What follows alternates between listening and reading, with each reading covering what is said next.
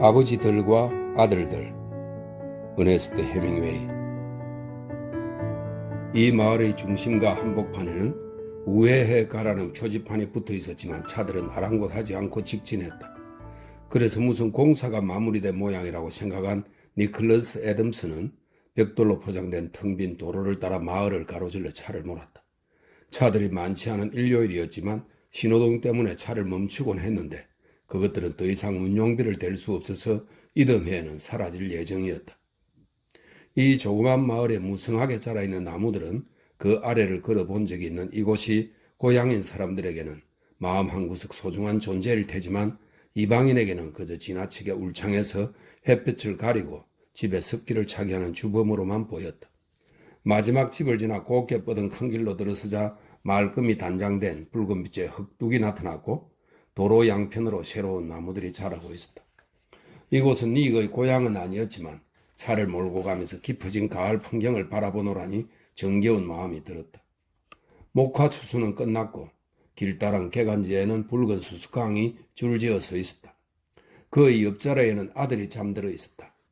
오늘 일정도 끝났고 밤이면 다다르게 될 마을도 잘 알고 있는 터라 니익은 설렁설렁 차를 몰며 어느 밭에 콩이나 완두콩이 심어져 있는지, 덤불 숲과 벌채한 땅은 어떤 모양인지, 그리고 거기 딸린 통나무집과 가옥들은 어디에 있는지를 살폈다.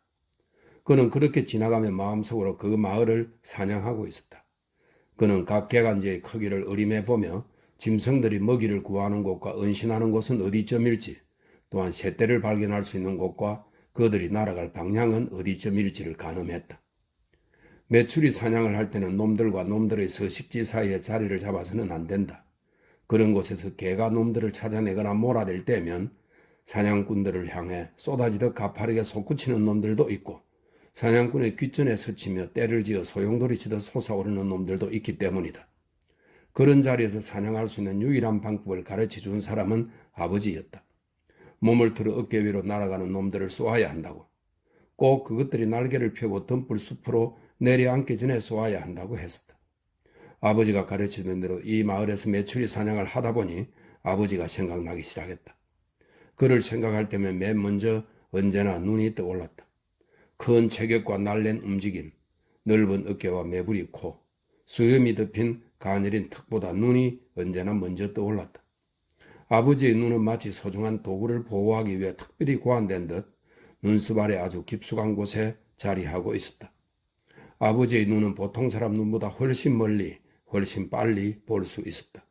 그가 받은 엄청난 선물이었다. 문자 그대로 큰뿔 수량이나 독수리의 눈을 가지고 있었다. 닉은 아버지와 함께 호수 기슭에 서 있곤 했었다. 그의 시력도 꽤 좋은 편이었으나 아버지가 깃발을 들어 올렸구나 하고 말할 때면 그의 눈에는 깃발이나 깃대 따위는 보이지 않았다. 그럼 아버지는 말했다. 저기 너 여동생 도로시가 깃발을 들고 부두로 끌어오고 있지 않니? 호수를 가로지른 닉의 눈에는 나무들이 길게 늘어선 9번 기슭과 그 뒤편으로 높게 자란 나무들, 그리고 그 주변을 둘러싼 곳과 농장의 깨끗한 구렁들, 나무들 사이에 놓인 하얀색의 자기 집만 보일 뿐이었다. 곳 방향 산 중턱에 있는 양떼는 보여? 네. 회색물이 든 초록색 산 위에 있는 양떼는 희구모래한 조각으로밖에 보이지 않았다. 난 몇 마리인지 셀 수도 있지, 아버지가 말했다. 보통 사람보다 뛰어난 능력을 가진 사람들이 다 그렇듯 아버지도 신경이 무척 날카로웠다. 또한 감상적이기도 해서 감상적인 사람들이 흔히 그렇듯 잔인한 면과 피학적인 면도 가지고 있었다. 또한 운이 아주 나빴는데 운은 한 번도 그의 것이 되어본 적이 없었다. 아버지는 사람들이 어떤 계략을 꾸미는 걸 조금 거들었다가 오히려 그 계략에 말려 결국 죽임을 당했다. 아니, 그렇게 죽기 전에도 온갖 배신이란 배신은 다 당해본 위인이었다. 감상적인 인간은 누구나 쉽게 배신당하는 법이다. 닉은 앞으로 어떨지 모르지만 아직은 아버지에 대해 쓸 수가 없었다. 하지만 메추리가 날아다니는 이 시골로 오자 어린 시절에 보았던 아버지가 떠올랐다. 닉은 낚시와 사냥의 재미를 알게 해준 아버지에게 감사의 마음을 가지고 있었다. 아버지는 그 두 가지 분야에선 탁월했다. 하지만 일테면 섹스 분야는 그렇지 못했는데 물론 닉은 그에 대해 전혀 유감이 없었다. 모름지기 사냥이나 낚시를 배우려면 누군가로부터 총을 받거나 구해서 그걸 사용할 수 있는 기회를 가져야 하며 사냥감이나 물고기가 있는 곳에서 살아야 한다. 니익은 38이나 됐지만 여전히 아버지와 처음 낚시를 하고 사냥을 하던 때처럼 그 두 가지를 몹시 좋아했다. 그는 그런 식지 않은 열정을 갖게 해준 아버지에 대한 고마움을 항상 간직하고 있었다. 한편으로 아버지는 어디에 살든 나중에 자연스레 알게 될 것을 미리 가르쳐 주어 닉의 마음을 불편하게 하기도 했었다. 한 번은 아버지와 함께 사냥을 나갔을 때 이런 일이 있었다. 닉이 솔송나무에 앉은 붉은 다람쥐를 쏘아 떨어뜨린 후 놈을 집어들었을 때 놈에게 엄지손가락을 물리고 말았다. 이 더러운 수간쟁이 새끼. 닉이 놈의 머리를 나무에다 내동쟁이 치며 말했다. 이 녀석이 절 물었어요. 아버지가 상처를 들여다보며 말했다. 집에 가면 깨끗이 닦아내고 요오드를 발라라. 수간쟁이 새끼. 닉이 다시 말했다. 너 수간쟁이가 무슨 뜻인지 아니? 아버지가 물었다. 우리 뭐든 수간쟁이라고 불러요. 닉이 말했다. 수간쟁이는 짐승과 성관계를 갖는 사람을 뜻하는 말이야. 왜 그렇게 해요? 나야 모르지. 아버지가 말했다. 하지만 가정스러운 범죄야. 닉은 아버지의 말로 인해 온갖 상상을 할 수밖에 없었다. 하지만 그 어떤 짐승도 거짓을 하고 싶을 만큼 매력적으로 느껴지지 않았고 소름만 돋을 뿐이었다. 어쨌거나 그것이 아버지가 그에게 들려준 첫 번째 성지식이었다. 아버지가 알려준 또 다른 성지식이자 마지막 성지식은 어느 날 아침에 듣게 되었다. 그는 신문에서 오페라 가수 엔리코 카루소가 매싱 혐의로 체포되었다는 기사를 보았다. 매싱이 뭐죠? 가장 가정스러운 범죄 중 하나지. 아버지가 대답했다. 닉은 그 위대한 테너가 C가 상자 안에 그려진 안나 헬더처럼 아름다운 여인에게 감자를 으깨는 메시로 무언가 괴이하고 가정스러운 짓을 하는 장면을 떠올릴 수밖에 없었다. 엄청난 공포가 느껴졌지만 동시에 어른이 되면 자기도 한 번쯤은 매싱이란 걸 해보리라 다짐했었다. 아버지는 자위행위를 하면 눈이 멀고 정신까지 이상해져 죽게 되고 또 창녀를 가까이 하면 끔찍한 성병에 걸리게 된다는 말도 했었다. 하지만 그런 무서운 말을 들려주는 아버지를 닉은 무척이나 오랫동안 사랑했었다. 그는 닉이 한 번도 본 적 없는 뛰어난 눈을 가진 사람이었다. 하지만 이런저런 안 좋은 일들을 통해 아버지에 대해 속속들이 알게 된 후로는 그 전의 일들조차 좋은 추억으로 여겨지지가 않았다. 글로 써버리면 그 안 좋은 일에서 벗어날 수도 있을 것이다. 하지만 아직 그러기에는 때가 일렀다. 그와 관계된 많은 사람들이 여전히 살아있기 때문이었다. 그래서 무언가 다른 걸 생각해 보기로 했다. 아버지의 얼굴을 단장해준 장의사는 솜씨도 훌륭했고 책임감도 대단했다. 닉이 칭찬하자 우쭐거리기도 했다. 하지만 아버지의 마지막 얼굴은 장의사가 선사한 것이 아니었다. 그가 한 것이라곤 그 얼굴을 솜씨 좋게 매만진 것뿐이었다. 그 마지막 얼굴은 아버지 스스로가 오랜 시간에 걸쳐 만들어낸 것이었다. 특히 최후의 3년 동안 그것은 좋은 이야기거리였지만 그걸 쓰기에는 아직 너무 많은 사람들이 살아있었다. 닉은 인디어 마을 뒤편 솔송나무 숲에서 많은 것을 배웠다. 그의 가족들이 살았던 코티지를 나와 구불구불한 불목길로 인디어 마을을 통과하면 그 숲에 닿았다. 아직도 그곳까지 맨발로 가며 밟았던 흙의 감촉이 생생했다. 우선 코티지 뒤로 나가면 솔잎이 쌓인 부드러운 흙길이 있었다. 거기엔 쓰러진 통나무들이 먼지를 일으키고 있었고 벼락 맞은 나무가 매달려 있는 가지는 마치 창처럼 길게 늘어져 있었다.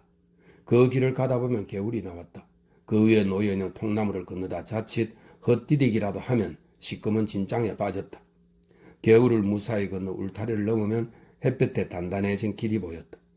들판을 가로지른 그 길에는 잘려나간 풀도 있었고 자라나는 마디풀과 뮤레인도 가득했다. 왼편에 물대새가 사는 질척거리는 섭지로 변한 개울이 있었다. 육류 창고로 쓰이는 흙간도 보였다. 흙간 바로 아래에는 신선하고 따뜻한 거름이 부러져 있었고 다른 쪽에 말라서 케이크처럼 굳은 오래된 거름도 쌓여 있었다. 햇빛에 단단해진 그 길을 가다 보면 부들이 자라는 또 다른 개울이 나왔다. 그 부들을 등류에 담가두면 밤 낚시 때 횃불로 쓸 수 있었다. 바로 그 개울을 넘으면 솔송나무 숲으로 이어지는 뜨거운 모래길이 나왔다. 그 길을 걷다가 왼쪽으로 돌면 언덕으로 올라가는 길이 나왔다. 진흙과 이파남이 넓게 펼쳐진 그 길을 따라가며 숲으로 들었었다. 숲은 나무로 그늘져 서늘했고 인디언들이 벗겨낸 솔송나무 껍질이 가득했다. 솔송나무 껍질이 층층이 쌓여있는 모양은 마치 집처럼 보였다. 옆에는 껍질이 벗겨진 크고 누런 솔송나무들이 그대로 나뒹굴고 있었다. 인디언들에게 필요한 것은 보인시티의 가죽 공장으로 보낼 나무 껍질 뿐이기 때문이었다. 겨울이면 인디언들은 얼어붙은 호수를 가로질러 나무 껍질을 끌어날랐다. 그들 탓에 해마다 숲이 줄어들어 뜨겁고 그늘도 없는 잡초만 무성한 공터가 점점 늘어났다. 하지만 그때만 해도 숲이 울창한 편이었고 솔송나무는 가지가 나기도 전에 키가 높다랗게 자랐다. 덤불 없이 솔잎만 푹신하게 깔려있는 갈색의 땅을 밟고 지나가면 아무리 뜨거운 날에도 몸이 서늘해졌다. 바로 그 솔송나무에 아이들 셋이 기대 앉곤 했다. 나무의 몸통은 침대 2개를 이은 것보다 더 넓었고 높은 가지 사이로 바람과 햇빛이 드나들었다. 바로 그곳에서 빌리가 이렇게 말했었다. 형, 트루디랑 또 하고 싶어? 트루디, 넌 어때? 하고 싶어. 그럼 가자. 아니야, 여기서 해. 하지만 빌리는 신경 쓰지 마. 빌리는 내 동생이잖아. 잠시 후 그들 셋은 나란히 앉아 나무 맨 위쪽 가지에 앉아있는 검은 다람쥐가 울기를 기다렸다. 닉이 놈을 노리고 있기 때문이었다. 놈은 울 때면 꼬리를 세웠고 닉은 그걸 겨냥할 생각이었다. 닉의 총은 총신이 긴 단발식 20mm 구경 엽총이었고 총알은 3알밖에 없었다. 아버지가 그 이상은 주지 않기 때문이었다. 망할 놈, 움직이질 않아. 빌리가 말했다. 그냥 쏴, 니. 그럼 놈이 놀라 튀어오를 테니 그때 다시 쏘면 되잖아. 트루디가 말했다. 그녀로선 꽤나 길게 한 이야기였다. 그럼 총알이 2알밖에 남지 않잖아. 닉이 말했다. 망할 놈, 빌리가 말했다. 그들은 나무에 기댄 채 아무 말 없이 앉아있었다. 닉은 마음이 허하면서도 행복했다. 에디가 어느 날 밤에 너희 동생 도로시를 찾아가서 같이 잘 거래. 빌리가 말했다. 뭐라고? 닉이 말했다. 네 여동생이랑 잘 거라고 했다고. 트루디도 고개를 끄덕이며 말했다. 자기가 원하는 건 그것뿐이래. 17살의 에디는 트루디의 백인 이복 오빠였다. 에디 길비가 밤에 와서 내 동생 도로시한테 말이라도 걸면 난 이렇게 쏴버릴 거야? 닉이 엽총을 들어올려 마치 그 인디언 혼혈 에디 길비의 머리통이나 배때기를 날려버리듯 총을 쏘았다. 그 자식을 이렇게 날려버릴 거라고. 그러지 말라고 할게. 트루디가 그렇게 말하고는 닉의 호주머니에 손을 넣었다. 그 자식 조심해야겠군. 빌리가 말했다. 걔는 완전히 뻥쟁이야. 트루디가 닉의 호주머니 안을 손으로 두덩거리며 말했다. 근데 죽이지 마. 문제가 복잡해져. 방금처럼 날려버릴 거야. 닉이 말했다. 닉의 눈에 가슴이 뻥 뚫린 채 땅바닥에 널브러져 있는 에디 길비가 보이는 듯 했다. 닉은 상상 속에서 자랑스럽게 녀석 위에 발을 올려놓았다. 대갈통 가죽을 벗겨낼 거야. 그는 만족스럽게 말했다. 그건 안 돼. 트루디가 말했다. 더러운 짓이야. 가죽을 벗겨서 그 자식 엄마한테 보낼 거야. 걔 엄마는 죽었어. 트루디가 말했다. 죽이지 마, 니키. 날 봐서 죽이지 마. 머리 가죽을 벗겨 걔한테 던져줄 거야. 빌리는 침통한 표정으로 그 자식 까불지 말아야 할 텐데 하고 중얼거렸다. 걔들이 그 자식 시체를 갈갈이 찢어 놓을 거야. 상상 속에서 빌어먹을 그 혼혈아이 머리 가죽을 벗긴 다음 표정 하나 바꾸지 않고 걔들이 놈을 뜯어 발기는 걸 지켜보고 있던 닉은 갑자기 목이 졸린 채 몸이 뒤로 젖혀졌다. 등이 나무에 베기 아팠다. 트루디가 그의 목을 조르며 울부짖었다. 걔를 죽이지 마. 걔를 죽이지 말라고. 죽이는 건 안 돼, 니키. 안 된다고, 니키. 너 왜 이래? 걔를 죽이지 마. 난 죽일 거야. 걔는 그냥 뻥쟁이일 뿐이야. 알았어, 니키가 말했다. 우리 집에 오지만 않는다면 죽이진 않을 거야. 이제 목을 놔줘. 좋아. 트루디가 목을 놓아주며 말했다. 이젠 기분이 괜찮아졌어, 니. 지금 하고 싶은 거 있어? 빌리가 가면 하고 싶은 게 있지. 상상 속에서 에디 길비를 죽였다가 다시 살려준 닉은 이제 한 사람의 남자가 되어 있었다. 넌 이제 가, 빌리. 언제까지 우리를 따라다닐 거야? 가라고. 개 같은 년놈들, 빌리가 말했다. 이제 너희들이 지겨워. 우리가 왜 여기 온 건데? 사냥하러 온 거잖아? 총알이 하나 남았으니 이거나 가져가. 알았어. 한 방에 검정 다람쥐를 잡고 말 거야? 나중엔 내가 부를게. 닉이 말했다. 한참 뒤에도 빌리는 나타나지 않았다. 우리 아기 하나 만들까? 트루디가 행복한 표정을 지으며 갈색 다리를 포개어 그를 문질렀다. 닉은 가슴속에 무언가가 멀리 달아나는 걸 느꼈다. 그러고 싶지 않아, 그가 말했다. 빌어먹을 잔뜩 나을 거야. 그때 총소리가 들렸다. 빌리가 잡았을지도 몰라. 신경 쓰지 마, 트루디가 말했다. 빌리가 나무 사이로 나타났다. 어깨에 총을 맨 그는 앞발을 지키던 검은 다람쥐를 손에 들고 있었다. 이것 봐, 그가 말했다. 고양이보다 큰 놈이야? 너네 일도 다 끝났지? 어디서 잡았어? 저 건너편에서 뛰어가는 걸 단번에 쏘았지. 집에 가자, 닉이 말했다. 싫어, 트루디가 말했다. 난 가서 저녁 먹어야 돼. 알았어. 내일도 사냥할래? 좋아. 다람쥐는 너가 가져. 알았어. 저녁 먹고 나올래? 아니. 기분 안 좋아? 좋아. 그럼 됐어. 뺨에다 키스해줘. 트루디가 말했다. 차로 고속도로를 달리는 동안 날이 어두워지고 있었다. 닉은 살면서 줄곧 아버지를 생각해왔지만 하루가 끝나는 시간에는 그러지 않았다. 하루의 끝은 언제나 혼자만의 시간이었다. 그렇지 않으면 기분이 편안해지지 않았다. 가을이면 도요새가 넓은 들판을 날아다니는 이런 봄이면 들판의 사이에는 옥수수나 호수를 바라볼 때면 말이나 마차를 볼 때면 날아가는 기러기를 볼 때나 그 울음소리를 들을 때면 물오리 사냥을 나가 몸을 숨기고 있을 때면 아버지가 생각났다. 미끼용 새를 향해 눈발을 헤치고 쏜살같이 내려온 독수리를 볼 때면 인적이 끊긴 과수원이나 쟁기를 갈아놓은 밭을 볼 때면 숲속이나 작은 언덕이나 메마른 풀밭을 지날 때면 장작을 패거나 물을 길어 올릴 때면 방앗간과 사과술 공장과 저수지 뚝을 지날 때면 덮개가 없는 난로를 볼 때면 언제나 아버지가 떠올랐다. 15살 이후로 그가 살았던 마을들은 아버지는 모르는 곳이었다. 그 이후로 그가 아버지와 공유한 추억은 아무것도 없었다. 차가운 날엔 아버지의 수염에 서리가 내렸고 무더운 날이면 아버지는 비 오듯 땀을 흘렸다. 아버지는 햇볕이 내리쬐을 때도 농장에서 일하는 걸 좋아했다. 굳이 그럴 필요가 없었는데도 손으로 하는 일을 사랑했기 때문이었다. 닉은 그런 일은 싫어했다. 닉은 아버지를 좋아했지만 그의 냄새는 싫어했다. 한 번은 작아서 못 입게 된 아버지의 속옷을 아버지가 그에게 입으라고 했다. 그는 냄새가 너무 심하지 않냐고 물었고 아버지는 깨끗이 빨았다고 했다. 그가 냄새를 맡아보라고 하자 아버지는 불쾌한 듯 얼굴을 찡그린 채 코를 대보더니 깨끗해서 아무 냄새도 안 난다고 했다. 하지만 닉은 구역질이 날 것 같았다. 그래서 낚시를 가서 그 속옷을 벗어 개울에 넣고 그 위에 돌 2개를 포개어 놓고는 집으로 돌아와 속옷을 잃어버렸다고 했다. 그러자 아버지는 거짓말을 한다며 매를 들었다. 그 뒤 닉은 장작이 쌓여있는 헛간에 문을 열어놓고 앉아 엽총에 탄약을 장전하고는 현관문 옆에서 신문을 읽고 있는 아버지를 건너다보며 생각했다. 나는 저 인간을 쏘아서 지옥으로 보내버릴 수도 있어. 죽일 수도 있다고.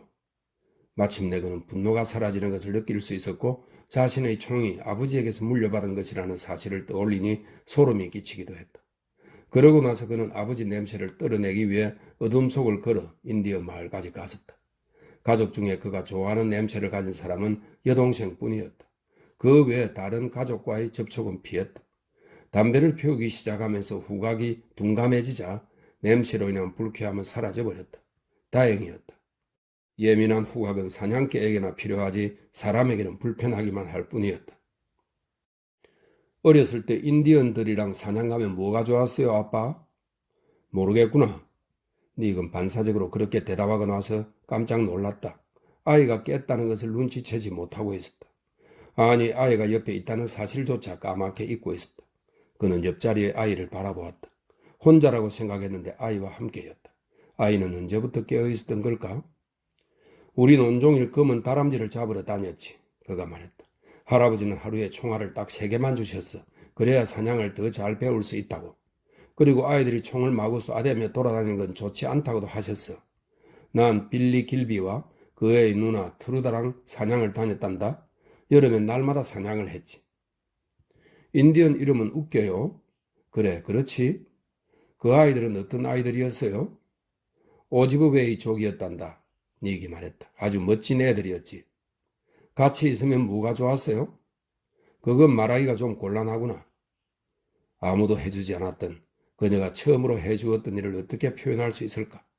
통통한 갈색의 다리, 납작한 배, 단단하고 작은 가슴, 꽉 껴안은 팔, 재빠른 혀, 반들거리는 눈, 향기로운 입으로 불안하게 단단하게 달콤하게 촉촉하게 사랑스럽게 꽉 조이며 그를 영원히 채워주었던 그 일을, 그러다가 그 일은 갑자기 끝나버렸다. 새벽에만 나타나는 커다란 부엉이 같은 새가 그 한낮에 숲을 날아다녔고 솔송나무에 날카로운 솔잎이 배를 찔렀으며 인디언들이 버린 텅 빈 진통제병에서 냄새가 풍겨나갔다. 파리가 윙윙거리며 돌아다녔고 풀냄새와 연기 냄새와 갓 잡은 담비 냄새가 났었다. 그 시절 들었던 인디언들에 대한 농담을, 그 시절 보았던 늙은 인디언 여자들의 모습을 그는 아직까지 잊을 수가 없었다. 아픈 인디언들이 풍기던 달짝지근한 냄새도, 그리고 그들의 최후도. 그들은 그렇게 끝나선 안 되었지만 한결같이 그렇게 생을 마감했다. 오래전엔 행복하게 살 수 있었지만 더 이상 그럴 수 없기 때문이었다. 물론 사냥의 기억도 생생했다. 날아가는 새 한 마리를 쏠 수 있으면 다른 새들도 모두 쏠 수 있었다. 새는 저마다 다르고 날아가는 방법도 다 달랐지만 그들은 모두 감동 그 자체였다. 첫 번째 새부터 마지막 새까지 그런 감동을 알게 해주었다는 점에선 아버지에게 감사할 수밖에 없었다. 너가 인디언들을 좋아하지 않을 수도 있지만, 니기 아들에게 말했다. 내 생각엔 너가 그들을 좋아할 것 같아. 할아버지도 어렸을 때 인디언들이랑 같이 살았죠? 그럼 친하게 지낸 인디언들도 많았다고 하셨어. 저도 그 사람들이랑 같이 살게 될까요? 모르겠구나, 니기 말했다. 그건 너에게 달렸지. 몇 살이 되면 총을 가지고 혼자 사냥할 수 있어요? 조심성만 있다면 12살이면 할 수 있지. 지금이 12살이었으면 좋겠어요. 곧 될 거야. 할아버지는 어떤 분이었어요? 프랑스에서 돌아왔을 때 할아버지가 공기총이랑 성조기를 주신 것밖에 기억이 안 나요. 어떤 분이었죠? 설명하기가 쉽지 않구나. 뛰어난 사냥꾼이자 낚시꾼이셨고 놀라운 눈을 가진 분이셨지. 사냥을 아빠보다 더 잘 하셨어요? 그럼 총을 아주 잘 쏘셨단다. 할아버지의 아버지도 날아가는 새를 맞힐 정도로 총을 잘 쏘셨단다. 하지만 아빠보다는 못하셨을 거예요. 아니야, 할아버지는 엄청 빠르게 총을 쏘셨어. 할아버지가 총을 쏘시는 모습을 다시 한번 보고 싶구나. 할아버지는 아빠가 총 쏘는 모습은 늘 못마땅해 하셨어. 왜 우린 할아버지 산소에 기도하러 가지 않죠? 우리가 산소와 너무 먼 곳에 살아서 그렇지. 프랑스라면 전혀 문제가 되지 않았을 거예요. 프랑스는 좁잖아요. 난 우리가 할아버지 산소에 가야 한다고 생각해요. 언젠가 가게 될 거야. 아빠가 돌아가시면 난 아빠 산소에서 너무 먼 곳에서 살고 싶진 않아요. 그럼 미리 상의를 해놔야겠구나. 우리 모두 가기 쉬운 곳에 묻혀야 해요. 프랑스에서라면 그럴 수 있을 거예요. 하지만 난 프랑스에 묻히고 싶지 않아. 닉이 말했다. 그럼 미국에서 가기 쉬운 곳을 찾아봐야겠네요. 우리 모두 목장에 묻히는 건 어때요? 괜찮은 생각이구나. 그러면 저 목장으로 가는 길에 할아버지 산소에서 걸음을 멈추고 기도할 수 있을 거예요. 넌 정말이지 똑똑하구나. 아직 할아버지 산소에 한 번도 가보지 못한 걸 생각하면 마음이 좋지 않아요. 가야 하겠지. 닉이 말했다. 가야 한다는 걸 아빠도 알고 있단다.